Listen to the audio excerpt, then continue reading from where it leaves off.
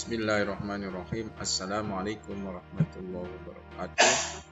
Jumpa lagi bersama Pak Nur Syam dalam kegiatan bagaimana memanfaatkan si pintar untuk perencanaan pembelajaran.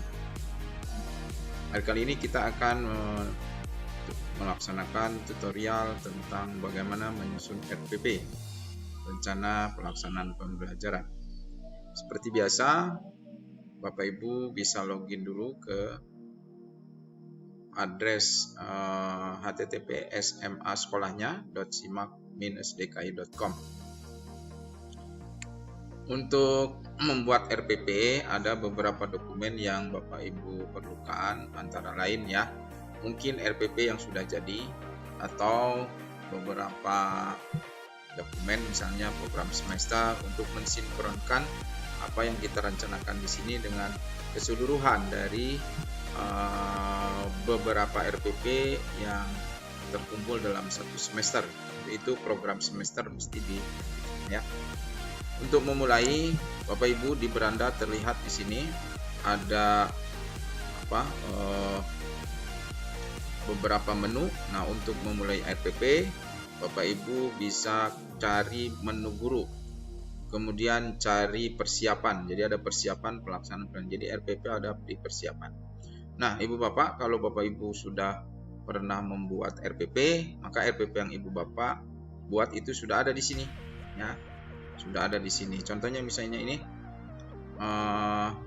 induksi magnet, ya, bisa dilihat di sini RPP-nya, ya. Ini contoh untuk melihat. Nah, ini RPP yang sudah jadi. Ya, ini bentuknya itu seperti ini. Nah, sekarang bagaimana cara membuat RPP yang bentuknya seperti ini, kemudian dapat disimpan dan mudah ditemukan, ya. Ini contohnya. Baik, kita kembali ke sini.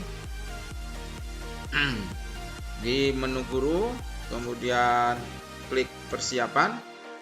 Nah, pada saat klik persiapan, maka akan terlihat di sini Prota Prosem Silabus. Karena target kita adalah RPP, jadi ini program tahunan, program silabus. Sebetulnya ini hanya diupload biasa saja, ya. Kalau ini RPP memang kita buat di sini. Klik RPP, nanti akan muncul RPP kita yang sudah dibuat. Tapi karena kita akan membuat RPP, maka beberapa menu ini kita abaikan saja, kita langsung ke buat RPP. Oke, Bapak Ibu jangan lupa, Bapak Ibu ngajar di kelas berapa, maka RPP-nya akan tersedia menu-menunya. Jadi kalau misalnya Bapak Ibu tidak mengajar kelasnya, maka tidak akan muncul. Biasanya seperti itu, ya.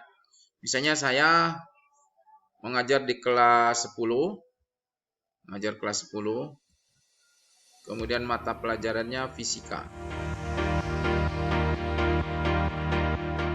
Ya. Pilih nanti mata pelajaran di sini, ya. Saya ulangi lagi, ngajar di kelas 10 atau kelas 11 karena saya ngajar di semua kelas, maka ini bisa dipilih, ya. Oke.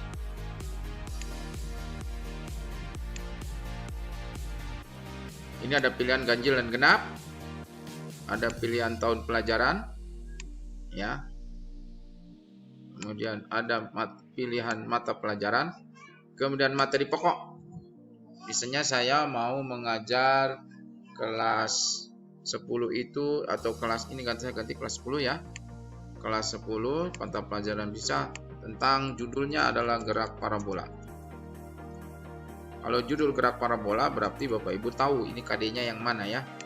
Alokasi waktu. Jadi alokasi waktu yang diisi di sini adalah jam pelajarannya. Jadi karena kelas 10 itu 3 jam pelajaran, maka ini ditulis 9 JP, ya. Itu berapa menit? Karena satu pertemuan 3 jam, 135 menit berarti. Lalu 135 menit dikalikan 3. Jadi sekitar 405 menit ya. 405 menit. Bentar. Jadi 60 kali 135 kali 3 kali. Jadi 405 menit. Pilih pertemuan. Pertemuannya tadi ada 3 kali pertemuan. 3 pertemuan. Ibu Bapak, saya ingin menyampaikan sedikit hati-hati dalam memilih beberapa menu di sini. Jadi pertama, nanti kompetensi inti untuk kelas 10 itu tersedia, tidak usah mengetik. Kemudian kompetensi dasar nanti Bapak Ibu pilih. Nah, karena kompetensi dasar itu kalau mata pelajaran sains itu biasanya hanya ada 2, yaitu KD 3 titik sekian dan KD 4 titik sekian, pengetahuan dan keterampilan. Maka sebaiknya Bapak Ibu hanya memilih yang 2 itu saja. Tetapi mata pelajaran agama dan PPKN harus memilih 4-4-nya, KD 3.1, 1.1, 1.2 dan seterusnya. Saya ajak dulu berselancar apa yang harus diisi di sini. Jadi KD tinggal memilih ya. Dan seterusnya. Kemudian materi pembelajaran. Materi pembelajaran ini di sini dalam arti dalam bentuk pointer aja. Jadi misalnya tidak usah penjelasannya. Misalnya hukum Newton ya hukum Newton saja. Hukum Newton adalah begini, itu tidak perlu. Jadi di sini materi pembelajaran itu adalah pointer-pointernya, unit-unit kecilnya saja ya. Metode itu seperti diskusi, eksperimen, presentasi, kemudian metode observasi dan seterusnya ya. Media dan sumber. Nah, jadi saya perlihatkan dulu nanti cara mengisinya. Nah, kemudian karena tidak tadi 3 kali pertemuan, maka akan tersedia 1 pertemuan pertama terdiri dari kegiatan pendahuluan, kegiatan inti dan kegiatan penutup, kemudian juga pertemuan kedua begitu sampai ke pertemuan ketiga. Dan yang terakhir adalah penilaian ya. Penilaiannya ini ada option penilaian sikap, penilaian pengetahuan dan penilaian keterampilan. Nah, semua mata pelajaran harus mengisi ya. Sikapnya apa saja ya. Nah, teknik ini nanti ada pilihan setiap penilaian. Misalnya untuk sikap tekniknya apa, kemudian pengetahuan tekniknya apa, keterampilan tekniknya apa. Jadi jangan lupa nomenklatur itu dipahami. Kemudian kegiatan remedial dan pengayaan. Jadi kegiatan remedial pengayaan ini bagaimana cara yang dilaksanakannya? Kriterianya, apakah kriterianya harus dituliskan, kemudian caranya bagaimana dan tindak lanjutnya seperti apa. Jadi pengayaannya seperti apa ya. Terakhir nanti tinggal disimpan.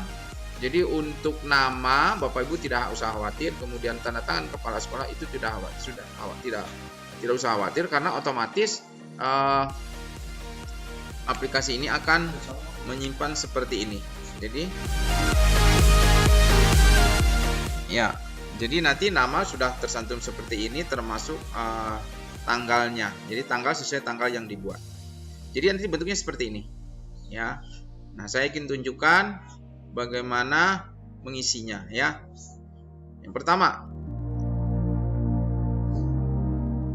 untuk kompetensi dasar nanti Bapak Ibu pilih, tidak usah untuk mata pelajaran, tidak usah spiritual dan sosial, tapi pengetahuan saja dulu, pengetahuan. Nah, kemudian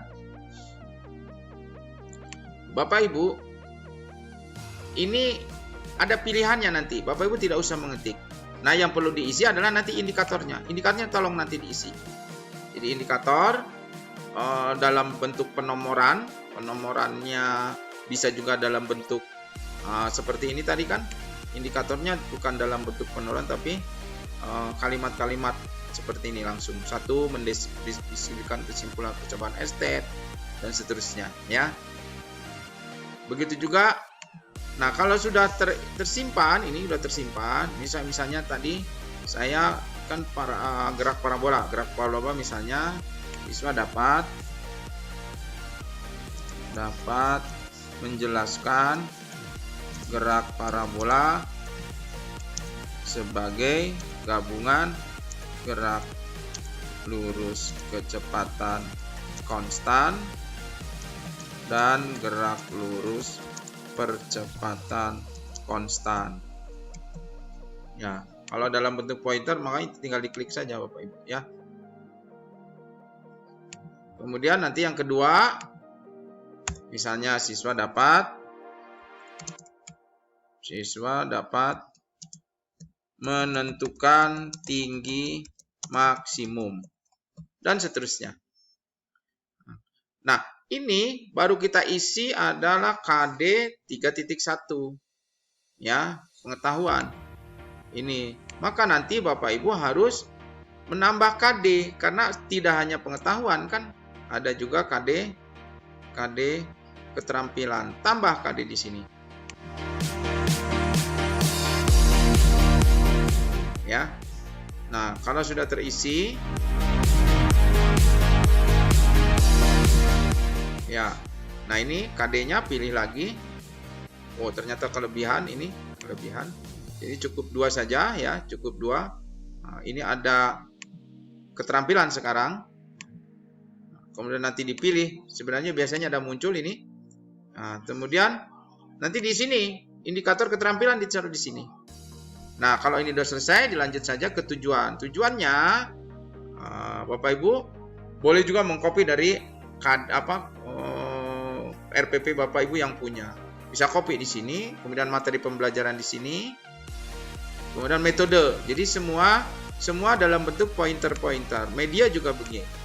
Nah, saya nanti akan memberikan contoh seperti ini. Jadi ketika mengisi materi pembelajaran tuh hanya bentuk pointer seperti ini. Metode juga seperti ini isinya. Kemudian untuk media, ini maksudnya bukan media presentasi, Google Classroom, Google Meet, media sosial, WA Group dan seterusnya.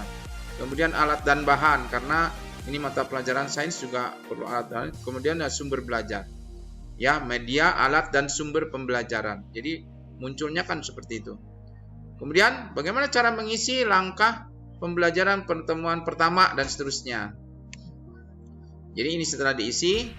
Nah, ini pendahuluan dalam bentuk jendolan-jolanan seperti tadi. Jadi kalau saya isi pendahuluan, bisalah di copy dari sini ya. Misalnya ini sudah jadi, pindahkan ke sini. Itu bisa. Nah, waktunya berapa menit? Karena satu pertemuan 135 menit, maka pendahuluan itu kurang lebih 10 atau 15% lah ya. Misalnya ini 15 menit gitu. Kegiatan intinya misalnya 80 menit. Kemudian kegiatan intinya disimpan di sini. Misalnya saya pindahkan ini dari dokumen Bapak Ibu RPP yang sudah dimiliki, pindahkan ke sini. Dan seterusnya. Dan seterusnya. Jadi kegiatan penutup sih. Nah, lengkapi semua terus sampai ke pertemuan yang direncanakan. Kalau memang 3 pertemuan, itulah harus diisi 3-3-nya. Karena ketika Bapak Ibu tidak mengisinya, maka menyimpannya akan mengalami kesulitan ya. Penilaian. Jadi penilaian ini contoh misalnya ini adalah penilaian sikap. Kalau penilaian sikap itu tekniknya sesuai lah, misalnya pengamatan ya. Terus kemudian di sini bentuknya apa? Aspek yang dinilai. Kan tidak semua sikap. Misalnya kalau sains mata pelajaran yang berkaitan dengan sains. Kemudian untuk teknik pengetahuan, tekniknya ini misalnya tes gitu, tes tertulis.